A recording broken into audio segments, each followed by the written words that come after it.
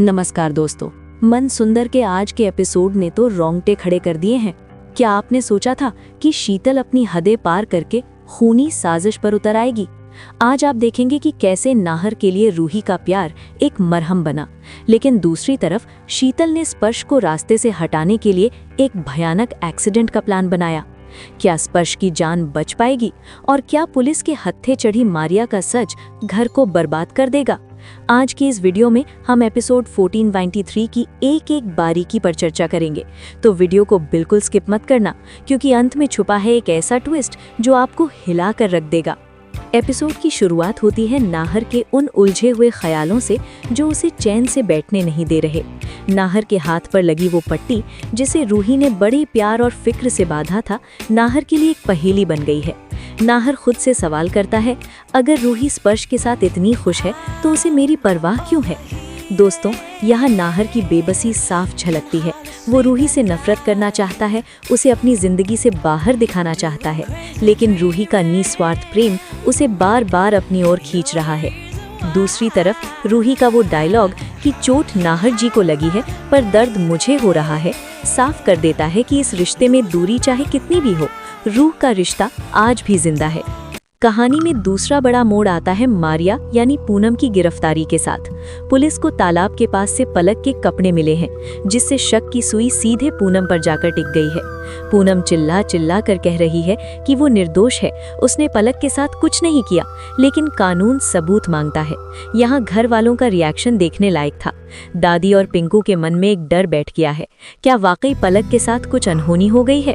दोस्तों, इस सीन ने शो में एक डार्क सस्पेंस पैदा कर दिया है। क्या मारिया सच कह रही है या ये उसकी कोई नई चाल है? दर्शकों के मन में अब यही सवाल है कि पलक कहाँ है?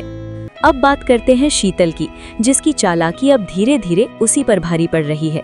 जब शीतल गिरती है और नाहर उसे छोड़कर ऑफिस जाने का बहाना बनाता है, तो शीतल को समझ आ जाता है कि नाहर का प्यार सिर्फ एक दिखावा है। लेकिन यहाँ दादी और माजी ने एक नई खिचड़ी पकाई है। वो जानबूझकर रूही को स्पर्श के साथ आर्ट गैलरी भेजने का बहाना बनाती है।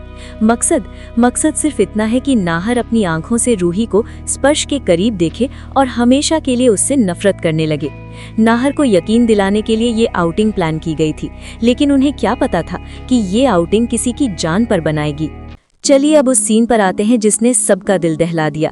रूही और स्पर्श बाहर निकलते हैं, तभी अचानक एक चोर रूही का फोन छीनता है। स्पर्श उसे पकड़ने के लिए भागता है और तभी एक तेज रफ्तार ट्रक स्पर्श को टक्कर मार देता है। रूही की चीखें और खून से लथपथ स्पर्श, ये सीन देखकर कोई भी भावुक हो सकता है, लेकिन असली झटका तब लगा जब कैमरा शीतल की ओर मुड़ा। जी हाँ दोस्तों, ये कोई हादसा नहीं था। शीतल ने उस चोर को पैसे दिए थे ताकि वो ऐसा कुछ करे जिससे रूही और स्पर्श हमेशा के लिए रास्ते से हट जाएं। शीतल का वो मुस्कुराता चेहरा और ये कहना कि अब देखती हूँ रूही नाहर की जिंदगी में वापस कैसे आती है, दिखाता है कि शीतल अब एक विलन से बढ़कर एक अपराधी बन चुकी है। तो दोस्तों, एपिसोड 1493 ने कहानी को एक ऐसे मोड़ पर छोड़ा है जहां से वापसी बहुत मुश्किल है। क्या स्पर्श बच पाएगा?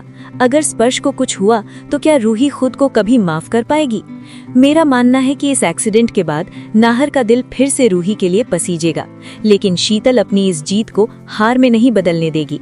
क्या नाहर को कभी पता चलेगा कि स्पर्श के खून के छींटे शीतल के हाथों पर हैं? आपकी राय, आपको क्या लगता है? क्या नाहर को शीतल की असलियत अब समझ जानी चाहिए और क्या पलक अभी भी जिंदा है? कमेंट सेक्शन में अपनी राय जरूर दें। अगर आपको ये विश्लेषण पसंद आया हो तो वीडियो को लाइक करें और मन सुंदर के हर छोटे बड़े अपडेट के लिए हमारे चैनल को सब्सक्राइब करना ना भूलें। मिलते हैं अगले एपिसोड के धमाके के साथ।